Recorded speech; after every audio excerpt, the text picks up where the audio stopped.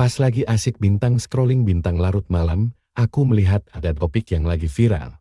Menawarkan pacar uang $1 juta untuk pergi.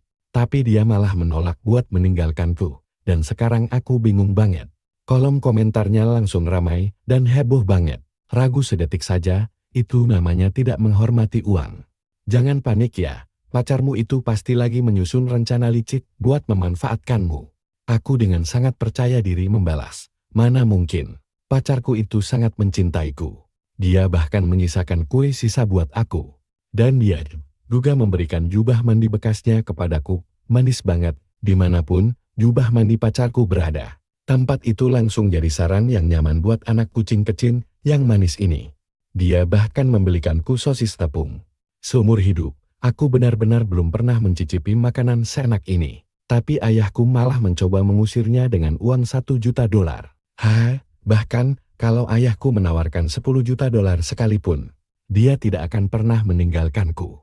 Aku menyuruh ayahku untuk menerima kenyataan saja. Kalau tidak, jangan salahkan aku jika aku menolak mewarisi perusahaannya. Makin dibaca, kok rasanya makin familiar ya? Tunggu, jangan-jangan ini pacarku sendiri. Lagian, siapa juga yang bilang aku tidak mau uang $10 juta? Detik itu juga, aku langsung meneruskan postingan tersebut kepada ayahnya secara anonim. Keesokan harinya, ayahnya langsung menghubungiku dengan panik. Aku akan memberimu $10 juta. Asalkan kamu segera meninggalkan putriku yang kelewat bucin itu sekarang juga. Gu Qinghan, pewaris kaya raya itu, sangat cantik tapi juga luar biasa angkuh. Dia sangat suka mengencani mahasiswa miskin. Dana bantuan keuangan swasta di sekolah kami sebenarnya adalah proyek yang dikelola oleh keluarganya. Proyek itu sengaja dibuat agar dia bisa memilih sendiri cowok-cowok tampan, tapi bokek. Tepat setelah dia mencampakkan dan meninggalkan mantan pacarnya dengan kejam.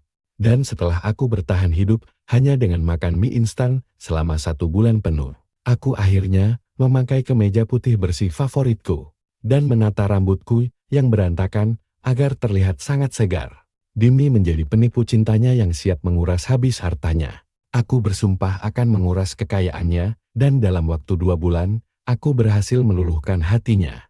Gu Qinghan itu sangat cantik dan manja. Sangat royal, dan kaya raya pula. Diam-diam aku iri dengan kekayaannya. Sambil diam-diam mengakses akun pembayaran bersama kami, yang berisi 99.900 yuan. Dan hanya mentransfer 100 yuan ke rekeningku sendiri setiap harinya. Sederhananya, karena aku takut kedokku akan terbongkar kalau mengambil terlalu banyak sekaligus. Suatu malam, saat tidak bisa tidur, aku sedang memikirkan cara untuk mendapatkan uang banyak dengan cepat. Tiba-tiba, aku tidak sengaja menemukan sebuah postingan aneh di internet, menawarkan pacarku $1 juta untuk pergi. Tapi dia tetap menolak mentah-mentah untuk meninggalkanku. Aku bingung banget, harus bagaimana? Apa benar ada orang sebodoh itu di dunia ini? Pas aku klik masuk, aku cuma bisa geleng-geleng kepala saking keselnya. Si pembuat postingan ini, kelihatannya stres banget. Kelas sosial pacarku tuh jauh banget di bawahku. Tapi, dia cinta banget sama aku. Biar dikasih uang $1 juta pun, dia gak bakal pernah ninggalin aku. Duh, apaan sih? Bikin kesel banget. Kolom komentarnya langsung heboh banget. Bentar, tadi kamu bilang $1 juta? Mikir sedetik aja tuh udah gak menghargai duit namanya. Ada yang gak beres nih? Gak mungkin lah. Siapa sih orang waras yang bakal nolak uang $1 juta? Bisa gak sih kita berhenti mikir yang jelek-jelek tentang orang lain? Gimana, kalau itu emang beneran cinta sejati? Taruhan deh, pacarnya pasti lagi main aman demi rencana jangka panjang. Dengan pura-pura setia di sampingnya, dia bisa morotin lebih banyak lagi. Oh, coba dong tunjukin saldo rekeningmu. Ternyata si UP beneran pamerin saldo rekeningnya, dan kolom komentar langsung makin brutal. Banyak banget angka nolnya. Lebih banyak dari cowok bot di klub gay Chengdu. Mami, aku anakmu yang lama hilang. Bilang ke papi, kalau aku mau pulang. Perasaan aku aja tahu si Op ini emang lagi pamer kekayaan ya. Tapi, memangnya si OP udah pernah nanya langsung ke pacarnya. Emangnya apa sih kata-kata yang keluar dari mulut dia? Di saat sisi kolom komentar meragukan dia, kita mungkin mikir kalau si Op bakal emosi dan ngamuk-ngamuk. Tapi sebaliknya, Dengan pede dia malah ngebalas, emang perlu ya aku nanya? Jawabannya udah jelas banget, pacarku tuh sayang banget sama aku. Uang 1 juta dolar yang gak seberapa itu, gak ada apa-apanya dibanding dapetin aku. Netizen langsung gemes sendiri, jadi, dia beneran belum pernah nanya, sama sekali dong. Pantasan aja pedenya selangit. Dia sadar gak sih duit segitu tuh sebanyak apa? Terus, memangnya sebutin apa sih pacarnya itu? Duh, sini bagi gosipnya dong, spill dong ceritanya. Bagi sekalian dong tutorial cara dapatin sugar mommy. Nah, ini dia kesempatan emas buat si Ok mulai pamer. Selamat pagi, semuanya. Pacarku, rela ngebiarin aku makan sisa kuenya. Dia bahkan rela ngasih makanan kesukaannya buat aku. Itu kan artinya dia sayang banget sama aku. Dia juga sering banget nulis surat cinta pakai tangan buat aku. Dan bahkan bela-belain ngerajut sel sendiri demi aku. Tiap kali kita beli sosis tepung, dia selalu beliin aku satu. Dan dia juga suka traktir aku makan hotpot pedas di pinggir jalan. Emangnya makanan kayak gitu bisa ngalahin restoran bintang Michelin. Tapi jujur ya, itu adalah makanan paling enak yang pernah aku makan. Pas hari ulang tahunku, dia ngasih jubah mandi lamanya yang udah lusuh. Baunya wangi banget. Dimanapun, jubah mandi pacarku ditaruh, aku bakal meringkuk di sana kayak kucing. Kolom komentar langsung dibanjiri tanda tanya. Ok, kamu sadarkan kalau kamu diperlakukan kayak kucing? Pacarmu kayaknya sadar kalau rumah jadi jauh lebih bersih setelah diberesin. Aku berani taruhan. Ok pasti jalan merangkak pas lagi sendirian. Ok keras kepala banget. Hahaha. Kalian tuh cuma iri aja karena nggak punya pacar sekarang ini. Dia punyaku, punyaku, punyaku. Aku langsung terdiam, deskripsi ini terdengar persis kayak Gu Qinghan. Ku kecil, yang dibeli sama Gu Qinghan. Aku sisain sebagian kecil, karena nggak mau langsung ngabisin. Tapi malah direbut sama Jiu Qinghan. Surat tulisan tangan itu. Aku bayar jasa tulis yang punya gaya tulisan mirip. Kalau soalnya, itu cuma beli di toko biasa. Terus sosis tepung, sama malatangnya. Dibayar pakai fitur pembayaran intim punya Gu Qinghan. Terus soal jubah mandi lusuh itu. Kayaknya emang beneran hilang dah. Aku langsung ngechat Gu Qinghan lewat WeChat. Aku ngirim gambar ikan kering format JPG, lagi di sana. Gu, terus aku kirim lagi gambar master format JPG. Jubah mandiku ada di tempatmu ya? Gu ngebales, iya, ada di dalam tas yang kamu kasih ke aku. Dia langsung ngirim foto tas jinjingnya. Yang persis kayak kado ulang tahun buat dia waktu itu. Kayaknya jubah mandiku nggak sengaja kemasukan ke situ der. Aku baru mau ngejelasin, tapi sebelum sempat ngetik sampai selesai, Gu Qinghan keburu ngirim sebuah foto. Di bawah pencahayaan yang redup, Gu Qinghan lagi pakai jubah mandi biruku. Kerah jubahnya melorot rendah. Ujung kainnya digigit di antara sela giginya. Nunjukin tulang selangkanya yang putih bersih dan indah.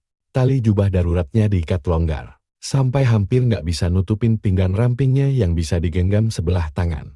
Jubah mandi yang kebesaran di badannya itu masih kelihatan longgar banget. Kaki jenjangnya yang lurus bener-bener bikin darah siapa aja langsung berdesir. Terus terdengar suara rendah yang serak basah. Sayang jubah mandimu wangi manis banget. Kucing kecilmu suka banget sama kado ini, enak banget dipakai.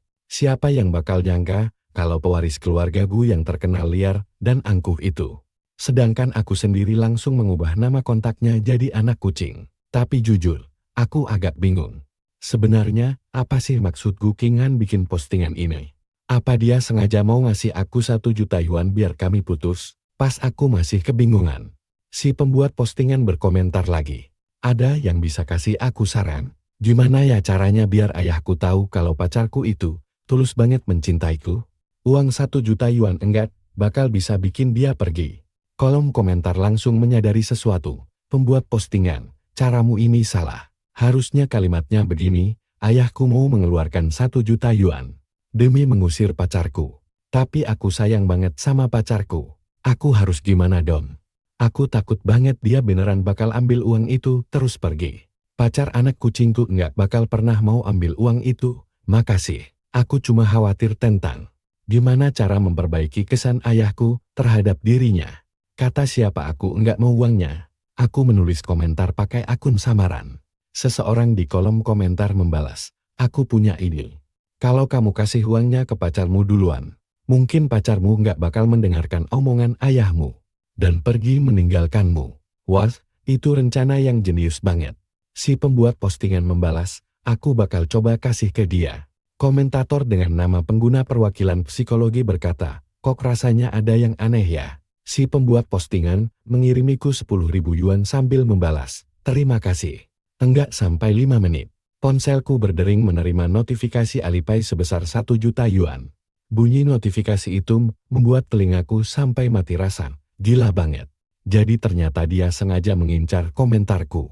Gu Qinghan mengirimiku pesan suara dengan nada manja. Sayang, aku perhatikan kamu jarang banget pakai LinkedPay kita. Makanya aku langsung transfer 1 juta yuan sekaligus ke kamu.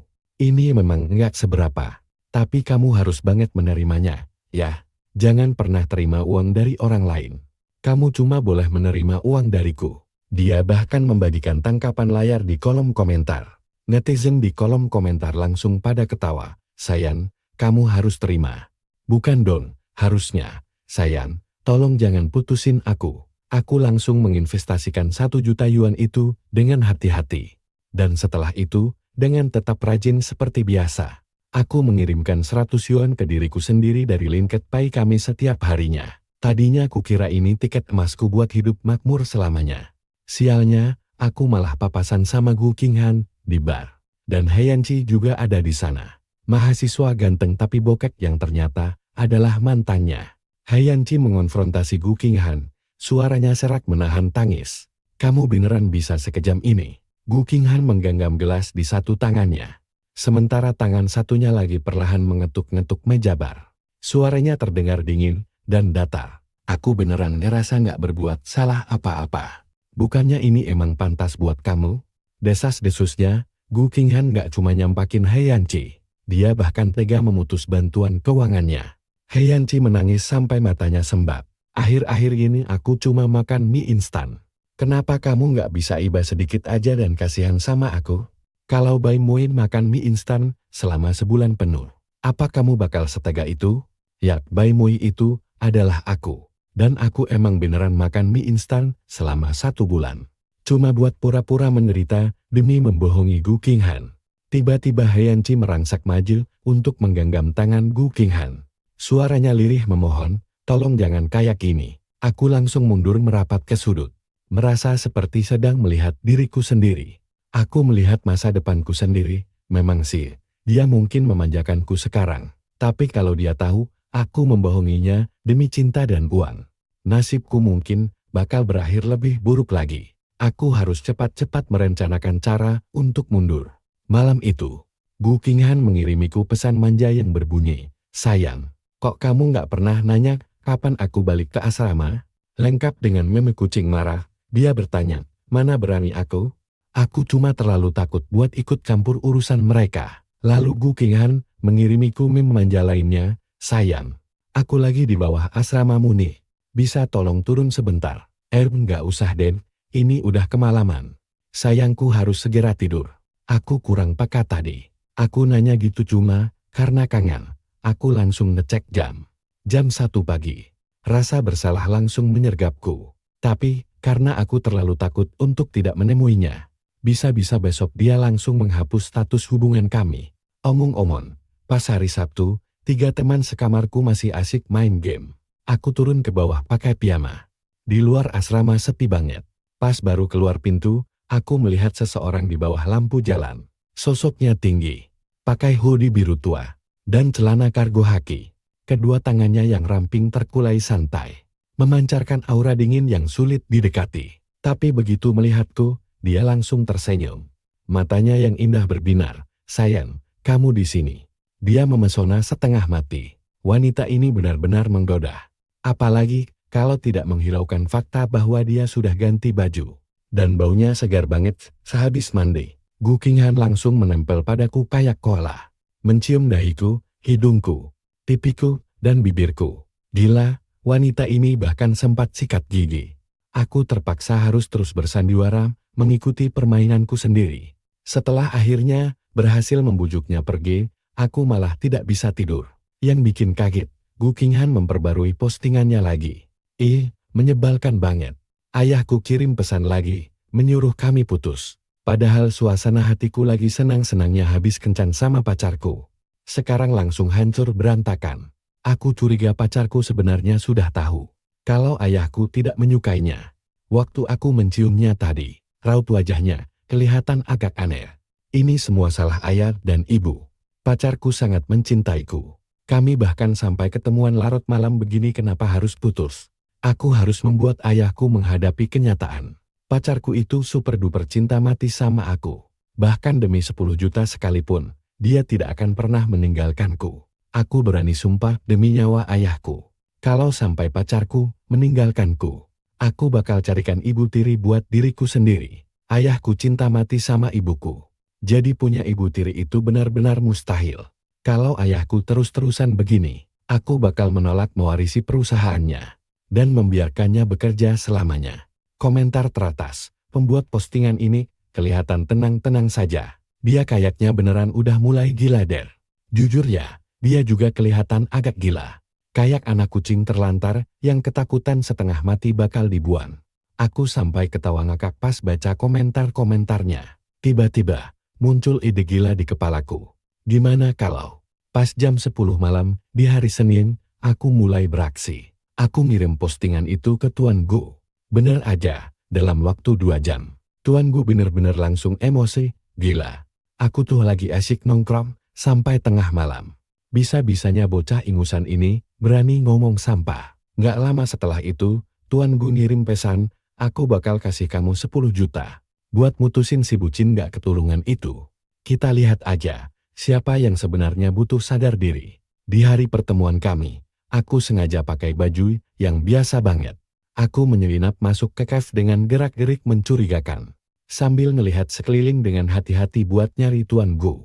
Pas aku lagi sibuk banget celingukan nyari.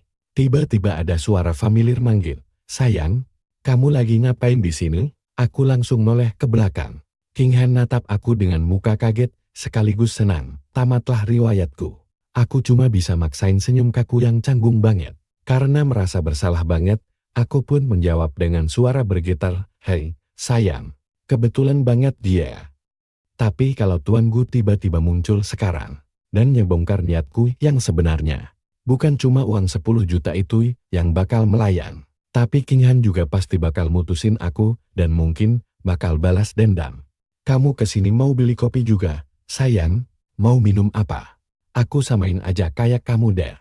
Aku langsung asal nyebutin nama kopi sembarang. Aku langsung narik King Han buat menghadap ke arah meja kasir. Dan mestinya, dia nggak bakal noleh ke belakang selama kami nunggu. Sambil ngintip lewat jendela kaca, aku melihat seorang pria yang mencurigakan banget. Penampilannya rapi dan modis banget. Memakai setelan jas tanpa merek. Tapi kelihatan jelas kalau itu jas pesanan khusus yang super mahal. Mata kami sempat saling bertatapan selama sedetik. Dan dia langsung menggelengkan kepalanya ke arahku dengan cepat. Habis itu, dengan ekspresi yang sama bersalahnya denganku, dia langsung kabur. Aku langsung tahu, saat itu juga, dia pasti Tuan Gu. Kayaknya dia juga takut setengah mati kalau ketahuan sama King Han. Dengan kata lain, hubungan ayah dan anak di antara mereka masih benar-benar kacau. Tiba-tiba, aku dapat titik cemerlang. Aku langsung ngambil kopi yang baru kubeli. Dan langsung meluncur ke mal mewah terdekat. Sayang, sebenarnya siang ini, aku ada urusan. Gimana kalau kita belanjanya lain kali aja? Aku cuma cemberut manja. Dan Gu King Han langsung luluh seketika. Sepanjang sore itu, aku borong banyak banget barang dan numpukin semua kantong belanjaan ke dia. Malah sempet-sempetnya aku nyolong beberapa kecupan pas nggak ada yang ngeliat. Dia bener-bener kegirangan setengah mati. Ini pertama kalinya kamu habisin uangku sebanyak ini. Aku seneng banget. Kemarin-kemarin kamu hampir nggak pernah minta apa-apa. Aku bener-bener mikir kamu udah nggak cinta lagi sama aku. Terus kamu bahkan kasih aku hadiah kecupan lagi. Kelihatannya kesayangan aku lagi seneng banget hari ini. Gimana kalau nanti pas pulang, aku kirimin foto tulang selangka aku? Gu King Han ini emang pinter banget ngomong. Dan mukanya tebel banget kayak tembok. Dia bener-bener contoh nyata dari seorang bucin yang nggak tahu malu. Nggak heran dia bisa pakai mulut manisnya itu buat bikin cowok-cowok tunduk di bawah telunjuknya. Untung aja aku nggak masuk ke dalam jebakannya. Setelah kecupan perpisahan dengan Gu King Han, Aku langsung ngejual barang-barang mewah itu di aplikasi barang bekas. Tepat saat itu, Tuan Gu ngirim pesan singkat ke aku. Minta kami ketemuan malam ini juga. Aku tahu dia udah mulai panik.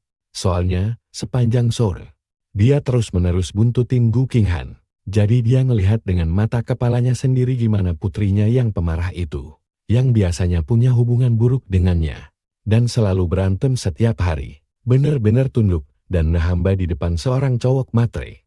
Dia pasti bener-bener naik darah. Di dalam sebuah minimarket 24 jam, Tuan Gu nawarin kesepakatan senilai 10 juta dolar ke aku. Aku kasih kamu 10 juta dolar buat putus, kamu harusnya tahu apa yang terbaik buat dirimu. Tuan Gu tertegun sejenak. Kamu setuju? Kamu kelihatan seperti orang yang pintar. Padahal, kalau kamu nggak ninggalin dia, kamu mungkin bisa dapat lebih banyak lagi. Aku tersenyum licik. Paman Gu, ucapan Anda benar-benar tepat. Kalau begitu, sepertinya aku tidak akan membaginya. Senyuman Tuan Gu langsung lenyap sepenuhnya. Anak muda, bisnis itu dibangun di atas kejujuran. Terkadang, melanggar aturan akan membawa konsekuensi yang sangat serius. Bibirku berkedut menahan kesal. Apa dia sedang bercanda? Tuan Gu tidak mengucapkan sepatah kata pun lagi. Sebaliknya, dia mengeluarkan dokumen kontrak untuk meninjau detailnya bersamaku. Tepat pada saat itu, panggilan video dari Gu Qinghan berkedip di layar. Kalian berdua masih saling menelepon semalam ini? Sebenarnya, kami sudah tidak begitu sering menelepon lagi. Mungkin malam ini dia lagi ingin saja. Aku merasa sangat tanggung. Aku langsung menutup teleponnya. Tapi Gu Qinghan sangat gigil. Dia meneleponku sampai 3 atau 4 kali lagi. Aku tetap menolak untuk menjawabnya. Lalu, dia mulai membombardirku dengan berbagai meme. Foto kucing yang sedang marah dengan tulisan, "Ada apa? Apa si burung hantu langganan begadang kita ini tidur lebih cepat malam ini?" Padahal aku berniat menunjukkan momen mandiku padamu. Sepertinya ada yang melewatkan pemandangan indah ini. Sebuah foto pribadi yang menggoda di bawah cahaya redup tiba-tiba muncul tepat di depan. Mataku aku pun dengan cepat mematikan layarku. Tapi Tuan Gu sempat melihatnya sekilas, dan ekspresi wajahnya langsung berubah menjadi sangat masam. Mau tidak mau aku harus menjawabnya. Panggilan video itu pun terhubung. Gu Qinghan langsung mulai mengeluh kepadaku. Menanyakan kenapa aku menutup teleponnya berkali-kali. Punggungku langsung terasa kaku seketika. Aku bahkan tidak berani bergerak sedikit pun. Lalu, dia mulai merengek manja di layar ponsel. Video mandinya hanya memperlihatkan tubuh bagian atasnya saja. Dia meredupkan lampu kamar mandi, dengan air yang mengalir turun dari kepalanya. Mengalir melewati leher dan tulang selangkanya yang indah, lalu terus mengalir ke bawah. Jari-jarinya yang panjang dan ramping menyisir rambutnya yang basah ke belakang. Sepenuhnya memperlihatkan jidatnya yang sempurna. Hal ini membuatku berteriak histeris dalam hati sambil menahan malu setengah mati. "Sayang, kenapa kamu diam saja? Kamu tidak menyukainya? Aku sudah berlatih lama hanya demi ini, loh. Ini pertama kalinya aku memperlihatkannya pada kesayanganku. Sayang, tolong jangan diam terus seperti ini. Apa ini benar-benar tidak terlihat menarik bagimu? Ekspresi wajahmu kelihatan aneh sekali. Apa memang seburuk itu?" Pas dia terus-terusan ngomong, Gu Qinghan langsung kehilangan minat. Matanya mulai sayu. Kelihatan langsa banget. Padahal aku pikir sayangku bakal suka. "Kamu nggak tahu aja. Cuma buat ngebiarin kamu ngelihat aku mandi. Perang batin yang harus kulewati itu berat banget. Aku bahkan sempat mikir kalau kamu suka. Lain kali aku bakal biarin kamu ngerasain sendiri. Kucing tuh emang suka banget disentuh sama pemiliknya. Sumpah deh. Aku beneran gak ada niat buat ngegodain dia. Tapi dianya aja yang malah jadi kayak gini sendiri. Sekarang, dia lagi ngebuang muka." Sudut matanya memerah merona kena uap air. Nunduk sambil berusaha keras, buat kelihatan tegar. Bener-bener bikin aku pengen nenangin dia. Tapi aku gak berani gerak. Aku ngelirik layar sekilas. Dia kelihatan tenang banget. Bahkan masih sempat-sempatnya minum air mineral dengan santai. Detik berikutnya, dia ngegeser aku dan langsung berdiri di depan kamera. Gu Qinghan sempat ngambek diam-diam sebentar, terus berusaha menghibur dirinya sendiri. Dia mendongak terus meluk aku. Aku dim-dim nutupin mataku. Saat itu juga, ketenangan Tuan Gu benar-benar hancur lebur. "Gu Qinghan, berani-beraninya kamu nunjukin foto pribadi ke cowok. Kok bisa-bisanya kamu ngelakuin hal kayak gitu? Nggak tahu malu, vulgar, murahan. Bener-bener nggak beradab. Bisa-bisanya keluarga kita punya orang kayak kamu. Mending sekalian aja kamu jual diri jadi pria sewaan. Bukannya kamu jago meliuk-liuk dan berpose? Kenapa nggak sekalian aja kamu meliuk-liuk sampai mati? Kamu belajar kayak gini dari siapa Har? Apa gara-gara Li Weiwei? Dia itu kan modal muda. Emangnya kamu juga? Begitu aku pulang hari ini, detik ini, juga bakal langsung kusir dia. Begitu aku lengah sedikit aja, dia langsung ngerusak kamu. Dan mulai hari ini juga, angkat kaki kamu dari rumah ini. Aku bahkan bakal siapin mas kawinnya, sekalian. Dan langsung nikahin kamu sekarang juga. Tuan Gu ngomel habis-habisan dengan sangat ketus. Pas dia berhenti sebentar buat minum air, Gu Qinghan cuma ngucapin 2 kalimat sepanjang malam itu. Mui itu pemalu.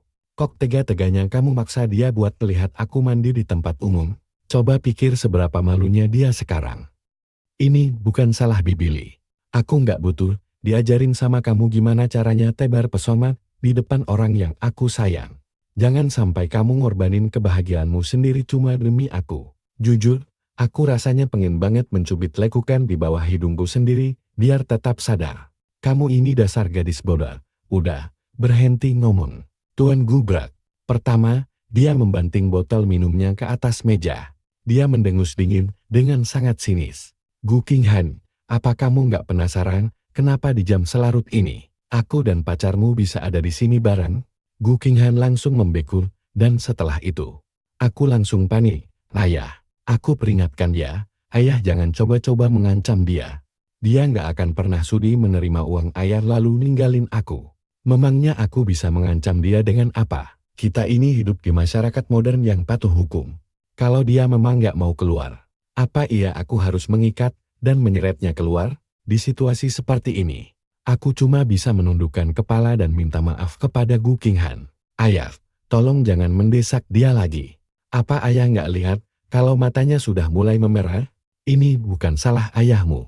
Keputusanku sudah bulat. Sayang, jangan malah membela ayahku. Cepat balik ke asramamu sekarang. Ini sudah terlalu larut, nggak aman. Tuan Gu menatapku lalu berkata, karena dia menyuruhmu pulang. Pergi saja, dia mengucapkan ini padaku dengan suara yang sangat tenang. Tapi ketenangan itu justru menyiratkan niat membunuh yang sangat pekat. Malam berikutnya, uang transferan dari Tuan Gu akhirnya masuk. Dan nggak cuma itu. Tuan Gu juga menyertakan satu pertanyaan tambahan. Apa dia pernah mengirimimu foto apapun sebelum ini? Aku menatap tanpa suara ke arah 26 foto candid di albumku. Tanpa berkata apa-apa, aku langsung mengirimkan screenshot ke Tuan Gu. Dia tampak sama sekali nggak terpengaruh, tetap bersikap tajam seperti biasanya. Dengan tenang dan rasional, dia membalas, 100.000 per foto. Hapus semuanya. Aku akan mengutus seseorang untuk memeriksa sistem ponselmu. Perang batin berkecamuk di pikiranku selama setengah jam. Pada akhirnya, aku mandi untuk menjernihkan pikiranku. Dan setelah itu, dalam satu tarikan napas, aku menghapus semuanya. Banyak banget uangnya. Aku bisa sepuasnya ngelihatin foto cewek-cewek cantik. Serius, aku sampai ngitung jumlah angka 6 di tangkapan layar saldoku ada 8. Saking senangnya, aku sampai nggak bisa tidur merem sedikit pun semalaman. Tinggal satu langkah terakhir. Setengah bulan lagi, permohonan kuliah ke luar negeriku bakal resmi disetujui. Dan akhirnya, aku bisa kabur. Mengakhiri hubungan palsuku sama Gu Qinghan untuk selamanya. Sebelum pergi, aku bahkan udah nyiapin hadiah spesial buat dia. Lagian, karena aku udah nipu dia sekian lama, dia layak dapat sedikit imbalan. Tapi drama selama 2 minggu terakhir ini, bener-bener gak main-main. Heianci malah datang nyariin aku. Dan dia bawa 3 cowok lain bareng dia. Wajah mereka semua kelihatan familiar banget buatku. Soalnya, mereka semua itu mahasiswa kurang mampu, yang dulu sering saingan sama aku buat dapetin bantuan dana dan beasiswa. Tapi bukan cuma itu aja, mereka juga punya identitas lain. Mereka semua itu mantan pacarnya Gu Qinghan. Aku udah sering mergokin mereka dicampakin, sampai nangis kejar di depan Gu Qinghan. Heianci langsung ngomong belak-belakan. Kalau kamu mau morotin duit Gu Qinghan, kamu mending lihat dulu gimana nasib kami sekarang. Berakhir dapat uang pesangon 8 digit, Tapi tiba-tiba, Haiyanchi bilang dengan percaya diri. Kamu tahu kan kalau kamu cuma sekadar penggantiku aja. Aku pura-pura kelihatan terpukul banget. Tapi sejujurnya, aku nggak khawatir-khawatir amat. Haiyanchi menyeringai. Aku tahu persis apa rencana busukmu. Lagian, dulu aku juga punya pikiran yang persis sama kayak kamu. Aku punya bukti, kalau kamu udah morotin duit dia. Kamu pasti nggak mau dia sampai lihat ini kan? Dia nunjukin akun jual beli barang bekasku di depan mataku. Amannya aku peduli. Meskipun Gu Qinghan selalu bersikap manis banget di depanku. Kenyataannya, dia itu suka mabuk-mabukan gila-gilaan. Dan balapan liar, semua kenakalan dia babat habis. Di depan umum, sikapnya sedingin es. Dan sifat aslinya benar-benar kejam. Kalau nggak, dia nggak bakal memperlakukan para mantannya sesadis ini. Jadi, aku pun mulai meneteskan air mata buaya. Aku tahu apa yang kulakukan ini salah. Tapi aku cuma pengen punya hidup yang sedikit lebih baik. Kesenjangan kelas yang begitu besar di antara kita bukan sesuatu yang bisa ku jembatani. Aku sudah memantapkan tekadku. Setelah beberapa waktu berlalu, aku bakal mutusin dia. Kapan tepatnya? Awal bulan depan, kataku saat Haiyanchi menatapku dengan pandangan dingin. Lebih baik kamu pegang ucapanmu. Aku berbisik pelan. Aku paham. Dia mencibir. Nggak heran Gu Qinghan bertahan paling lama sama kamu. Ternyata kamu hebat banget. Ya, kurasa maksudnya dia menganggapku sebagai penggoda ulung. Lagi pula, aku memang yang paling lama mendampingi Gu Qinghan. Tapi kenapa hatiku rasanya agak getir dia? Aku memperhatikan rombongan mereka yang besar dan bising itu pergi keluar. Begitu mereka pergi, aku berjalan keluar dari bar sendirian. Sementara itu, Gu Qinghan mengirimiku pesan singkat. Sayang, kenapa lama banget nggak balas pesanku? Kamu udah nggak sayang lagi sama aku dia? Chin, aku nggak pernah mencintaimu. Kamu mau cinta tulus di samping uangmu yang melimpah itu? Serakah banget. Aku langsung mengetik balasan dengan cepat. Mengirim meme kotoran yang lucu, lalu mengetik, paling sayang sama kamu. Sayangku manis, lengkap dengan beberapa emoji hati. Ya ampun, rasanya menjijikkan banget. Begitu sampai di asrama, teman sekamarku melihat bekas air mata di wajahku. Ada apa lagi? Ayo kita minum bir, kami udah putus. Tapi bukannya Gu Qinghan baik banget sama kamu. Apa dia udah gila? Teman sekamarku berbalik, siap untuk melabraknya. Detik berikutnya, suara denting nyering terdengar dari ponselku. Berbunyi, Alipay menerima 1 juta yuan. Astaga, apa-apaan ini? Mata teman sekamarku hampir kopot bet. Dari mana kamu dapat uang tunai sebanyak ini? Uang putus dari dia, nanti ku bagi sebagian buat kamu. Jadi, lupakan aja soal putus ini. Jangan pergi bikin keributan di dekat dia. Lagi pula, beberapa hari lagi, aku juga mau keluar negeri. Dia mengangguk mantap, paham. Aku paham banget. 2 hari kemudian, dokumen kuliahku di luar negeri akhirnya tiba. Aku langsung menyumbangkan 5 juta yuan ke sekolah-sekolah pegunungan yang miskin. Aku meninggalkan pesan terakhir untuk Gu Qinghan, kita selesai. Aku naik ke pesawat dan pergi, dadah. 2 tahun kemudian, aku akhirnya menyelesaikan kuliahku. Begitu mendarat kembali di tanah air dengan tawaran kerja yang mantap untuk gabung di proyek ini. Jujur saja, jantungku rasanya berdebar kencang banget karena saking senangnya. 2 tahun yang lalu, aku pergi membawa kekayaan yang melimpah ruah.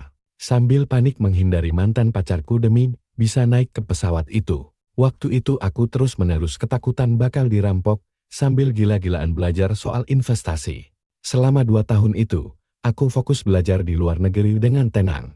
Sekarang, uangku akhirnya bisa berlipat ganda dengan sendirinya. Aku bukan lagi bocah penakut dan minderan seperti dulu. Nah, sekitar 2 minggu setelah semua urusanku beres, aku ikut dosen pembimbingku ke acara makan malam bisnis untuk proyek ini. Moe, kamu itu rajin belajar dan selalu penurut.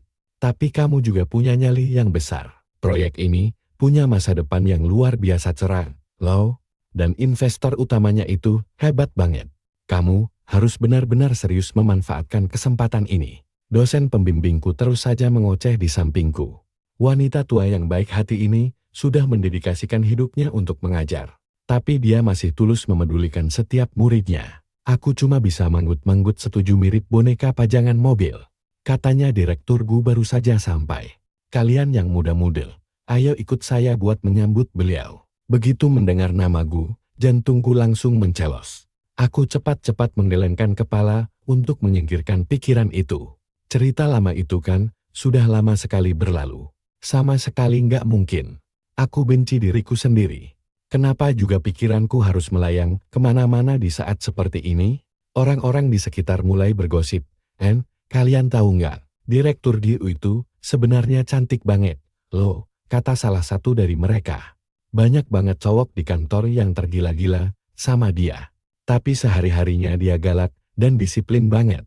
Gosipnya sih, dia pernah dicampakkan dengan kejam beberapa tahun lalu.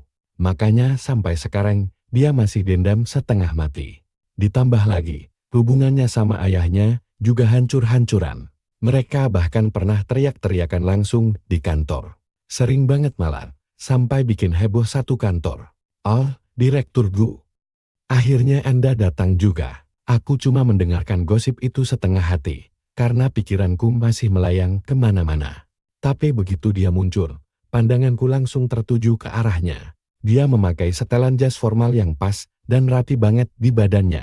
Postur tubuhnya terlihat tinggi semampai. Pembawaannya begitu anggun dan elegan, ditambah paras cantiknya yang benar-benar bikin terpana. Sungguh luar biasa menawan. Kalau saja dia bukan Gu Qinghan, aku pasti sudah langsung lari buat menyapanya. Tapi dia itu Gu Qinghan, cowok yang dulu kutipu sampai kehilangan uang 8 digit. Dan ku permalukan lewat sebuah panduan kencan. Mantan pacar yang bersumpah bakal membalas dendam padaku. Mahasiswa-mahasiswa miskin yang dulu diincarnya. Hingga seluruh bantuan mereka dicabut, nasib malang mereka masih membuatku merinding ketakutan setengah mati. Rasanya hidupku benar-benar sudah tamat. Aku berusaha menciutkan diri sebisa mungkin. Tatapan Gu Qinghan menyapu seluruh ruangan. Tidak berubah sedikit pun saat dia melihatku. Aku menundukkan kepala dan buru-buru kembali ke tempat dudukku. Sepanjang acara makan malam, Gu Qinghan memperlakukanku persis seperti rekan bisnis biasa lainnya. Hal ini membuatku bisa sedikit bernapas lega. Tapi tepat saat itu, mentorku yang sudah setengah mabuk tiba-tiba memanggil namaku, Direktur Gu. Ini mahasiswa kesayanganku. Namanya Bai Mui. Dia ini sangat pintar dan cerdas. Oh, iya. Dia juga lulusan Universitas H, sama seperti Anda. Tolong bantu bimbing dia ya.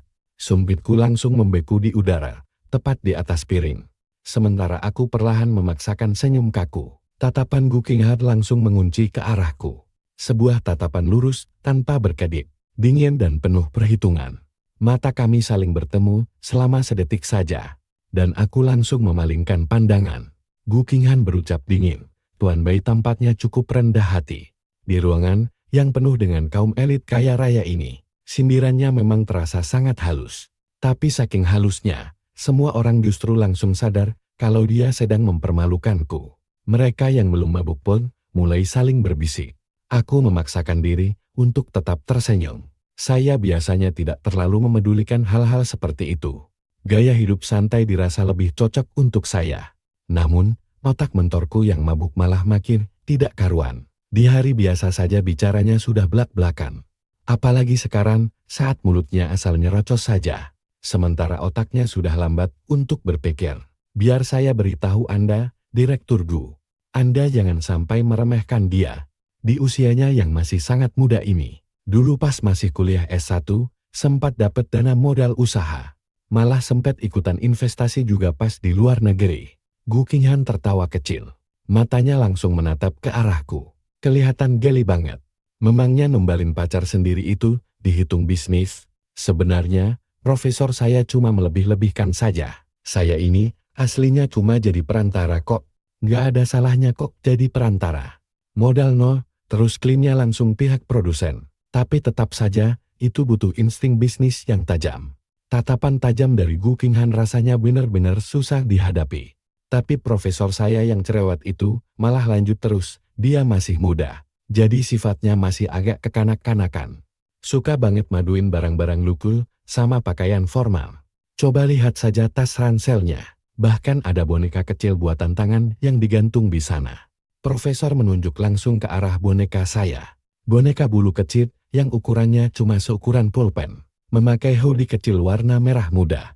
lengkap dengan ekor besar yang mengembang. Masalahnya, boneka itu dibikin mirip persis seperti Gu Qinghan. Aku buru-buru menutupi tasku. Pak Bai, Anda kelihatan seperti orang yang takut mau dirampok. Ah, cuma bercanda kok. Presiden Gu, boneka ini cuma buat lucu-lucuan saja. Aku buru-buru menjejalkannya jauh ke dalam tas. Acara makan malam akhirnya selesai juga. Semua orang mulai membubarkan diri. Profesor saya jalan terhuyung-huyung karena mabuk, tapi masih saja sibuk ngatur siapa yang harus nganter siapa. Dia menunjuk langsung ke arahku. Mui, kamu, Dokter Zhu, biar saya yang antar Pak Bai pulang, ya. Tapi Anda belum nentuin siapa yang mau nganter saya. Loh, tunggu dulu, apa? Padahal itu kan harusnya jadi urusan internal lab kami. Aku langsung buru-buru menolak. Nggak usah, terima kasih. Saya pulang naik taksi saja. Ya sudah, Presdir Gu yang bakal nganter Mui. Tengah malam begitu, aku dan Gu Qinghan malah berdiri kaku saling berhadapan. Serius, nggak usah repot-repot. Aku bisa pulang sendiri kok. Kamu yakin membiarkan seorang cowok pulang sendirian selarut ini? Nggak takut ada bahaya? Jelas-jelas kamu yang berbahaya di sini. Aku berdiri membelakanginya. Padahal ini bahkan belum tengah malam. Aku nggak apa-apa. Kamu mau ngapain sih? Tiba-tiba, Gu Qinghan menarikku mendekat. Apa begini juga beneran nggak apa-apa? Dia berdiri dekat banget sama aku. Meskipun dia sedikit lebih pendek dari aku, auranya benar-benar mendominasi. Saat dia mendongak menatapku, aku benar-benar gak bisa lari kemana-mana. Aku mendorong pundaknya. Sebenarnya kamu mau ngapain? Gu Qinghan mengabaikan tanganku, mendesakku ke dinding, selangkah demi selangkah. Jangan macem-macem ya. Aku menatap lurus ke matanya. Tatapannya dipenuhi emosi yang begitu mendalam. Aku mencoba mendorongnya lagi, tapi dia sama sekali gak bergeming. Sambil memalingkan wajah, aku memohon Gu Qinghan, jangan. Kenapa kamu gak mau lihat aku? Apa yang kamu takutin? Aku gak takut, kataku, sambil membalas tatapannya. Gu Qinghan balik menatapku tajam, sama sekali gak goyah. Bibirnya sedikit gemetar. Bai Muyan, lihat aja nanti. Suara petir menggelegar dengan keras. Kilat menyambar diiringi gemuruh guntur. Aku sedikit merinding. Seketika itu juga, hujan deras langsung turun. Dalam sekejap, bahu kami berdua langsung basah kuyup. Aku berlari ke dalam toko untuk membeli payung. Aku berdiri di bawah emperan toko, menunggu tumpangan. Hujan malah makin deras. Kamu gak bakal dapat jemputan. Aku gak apa-apa. Anda bisa jalan duluan, Presiden Gu. Nanti aku pasti dapat taksi kok. Ketinggalan jemputan sih, bukan masalah besar. Tapi kalau sampai kamu kenapa-napa, itu baru gawat. Gimana cara aku ngejelasin ini ke Dokter Zhu? Beberapa menit kemudian, aku akhirnya menyerah dan berhenti menolak. Membiarkan Gu Qinghan menarikku masuk ke dalam mobil. Aku sempat mencoba melindunginya dari hujan. Tapi angin dan badai benar-benar gak kenal ampun. Baju kami berdua basah kuyup di beberapa bagian. Di dalam mobil, aku dan Gu Qinghan duduk sangat dekat. Jaraknya bahkan tidak sampai sejengkal. Dia menunduk sambil merengut. Jarinya mengetik dengan gusar di ponselnya. Untuk mengalihkan perhatianku dari kecanggungan ini, aku membuka kunci ponselku dan mulai bintang scrolling bintang. Baru lewat beberapa menit, aplikasi itu memunculkan sebuah unggahan yang lagi tren di daerah kau ke beranda. Aku baru saja tidak sengaja bertemu mantan pacar yang mencampakkanku. Bagaimana cara terbaik untuk balas dendam padanya? Avatarnya terasa sangat familiar. Begitu juga dengan nama akunnya yang sangat aku kenal. Aku mengeklik profil itu. Unggahan terakhirnya masih membahas soal menawarkan uang $1 juta kepada pacarnya. Tapi dia tetap menolak untuk pergi. Aku sangat merana. Komentar terakhir Gu Qinghan di unggahan itu berbunyi, dia mengambil uang itu, lalu pergi. Mengetahui kenyataan yang sebenarnya membuatku merasa agak bersalah. Aku mencuri pandang ke arah Gu Qinghan. Tepat pada saat itu, dia mendongak dan tatapan kami bertemu. Hanya dalam beberapa detik, dia kembali menunduk menatap layarnya dengan dingin. Memancarkan aura profesionalnya yang kaku dan dingin. Akun bernama Good Chat mengunggah komentar baru. Dia baru saja melirikku. Menurut kalian, apa dia masih mengincar uangku? Kalau aku mengirimi dia uang $500.000, lalu menariknya kembali keesokan harinya, apa itu sudah cukup kekanak-kanakan? Seseorang berkomentar, Kap, dari kata-katamu saja sudah kelihatan banget kalau kamu masih cinta padanya. Nenek, pembuat postingan yang kamu ikuti, akhirnya memperbarui statusnya. Bab 1, Pembalasan Dendam. Bisa tidak sih pembuat postingan ini, jangan keras kepala banget. Di postingan terakhirmu, kamu bersikeras kalau dia mencintaimu. Padahal nyata-nyata dia kabur membawa uang itu. Dia bahkan lari lebih cepat dari siapapun. Nama belakang pacarmu itu Bayi kan? Kamu bahkan tidak mengganti nama akunmu, Kucing Bayi. Bagaimana bisa itu bukan cinta? Apa pembuat postingan ini lagi ngambek? Apa sih yang sedang kalian tebak asal-asalan ini? Memangnya aku tidak boleh menyebut diriku kucing yang baik? Memangnya aku tidak boleh malas mengganti nama akunku? Kolom komentar langsung dipenuhi dengan gelak tawa netizen. Pembuat postingan ini benar-benar kucing yang baik, sempurna dalam segala hal, kecuali sifatnya yang keras kepala setengah mati. Good Chat membalas, bisa tidak kalian berhenti tertawa? Saat ini, aku dan dia ditugaskan di tim proyek yang sama. Mengeluarkannya dari tim akan terlalu mudah baginya. Sebaliknya, aku akan menimpakan tugas paling sulit kepadanya. Aku bakal bikin dia nangis, terus baru deh aku hibur. Atau mungkin aku bakal kampakan dia dengan kejam setelah dia jatuh cinta sama aku. Atau aku usir aja pengagum rahasianya dan bikin dia jomblo selamanya. Tunggu, aku punya ide lain. Hujan deras bikin semua jalanan ketutup. Aku harus bawa dia ke tempatku. Boleh gak sih aku kasih dia piyama cewek biar kelihatan konyol? Kolom komentar langsung penuh sama tanda tanya. Jujur, aku juga pengen ikut nyepam tanda tanya. Tapi pas dia beneran ngeluarin piyama cewek, aku baru sadar kalau dia gak main-main. Tunggu, bukannya tadi aku ninggalin jubah lamaku di sini? Mending aku pakai itu aja kan? Udah dibuang. Nada bicara Gu Qinghan terdengar berat. Aku udah pernah pakai jubah itu. Berani-beraninya mau asal pakai baju orang asing. Kok kamu lancang banget? Aku mengusap hidungku dengan canggung. Terus aku ambil piyama cewek itu dan langsung jalan ke kamar tidur. Aku mandi dengan pikiran yang melayang kemana-mana. Aku langsung pakai piyama itu. Warnanya pink, ketat, dan pendek banget. Sambil ngeringin rambut, aku keluar dari kamar mandi. Gu Qinghan lagi duduk di sofa. Dia juga udah selesai mandi. Dan dia pakai piyama pink yang persis sama. Anehnya, dia malah kelihatan bagus banget pakai piyama itu. Pencahayaan yang remang-remang menyoroti siluet tubuhnya. Tanpa setelan jas kerjanya yang kaku. Dia kelihatan persis kayak pria yang ada di ingatanku. Gu Qinghan dulu biasa pakai piyama pas ngambil foto-foto pribadiku. Mendengar langkah kakiku, Gu Qinghan langsung berdiri. Matanya perlahan menyapu seluruh tubuhku. Dan berhenti di leherku. Gu Qinghan tiba-tiba menyugar rambutnya dengan kesal. Kenapa rambutmu gak dikeringin? Airnya netes kemana-mana tuh. Maaf, biar aku lap. Aku mengambil tisu untuk membersihkan lantai. Gu Qinghan melangkah maju dan langsung menyentakku berdiri. Bisa gak sih pakai baju yang benar? Sial, karena benar-benar lengah, aku malah melihat ke bawah. Kancing paling atasnya dibiarkan terbuka. Kerah bajunya merosot rendah. Wajahku langsung memerah panas, piyamanya benar-benar terlalu sempit. Aku pergi mengeringkan rambutku. Aku langsung melesat kembali ke kamar tamu. Baru setelah rambutku kering, akhirnya aku bisa tenang. Harusnya aku tidak pernah datang ke sini. Ini benar-benar kesalahan besar. Aku terus gelisah berguling ke sana kemari, sama sekali tidak bisa tidur. Dan entah bagaimana, aku malah membuka utas forum itu lagi. Memarahinya barusan rasanya puas sekali. Berteriak menyuruhnya pergi mengeringkan rambut, dan mengkritiknya, karena tidak memakai baju dengan benar. Dia bahkan sampai melontarkan kata-kata kasar. Dia benar-benar lari terbirit-birit seperti kelinci kecil yang ketakutan. Ini memuaskan banget. Komentar-komentar bilang ini cuma pertengkaran gemas sepasang kekasih. Op bilang, entah aku masih cinta atau tidak, aku punya harga diri. Apa kalian tidak merasa? OP kita yang biasanya menggemaskan seperti anak kucing, tiba-tiba berubah jadi ratu yang berkuasa? Aku paham sekarang. Ratu yang manis dan kekanak-kanakan, serta cowok yang bajunya berantakan. Jangan-jangan OP tidak sengaja melihat sesuatu yang tidak seharusnya dilihat, dia hampir saja kehilangan kendali diri. Biar ku buatkan cerita hayalan singkat untuk kalian semua. Larut malam, OP memeluk jubah mandi bekas milik mantan pacarnya. Tidak bisa memejamkan mata selama 2 tahun terakhir.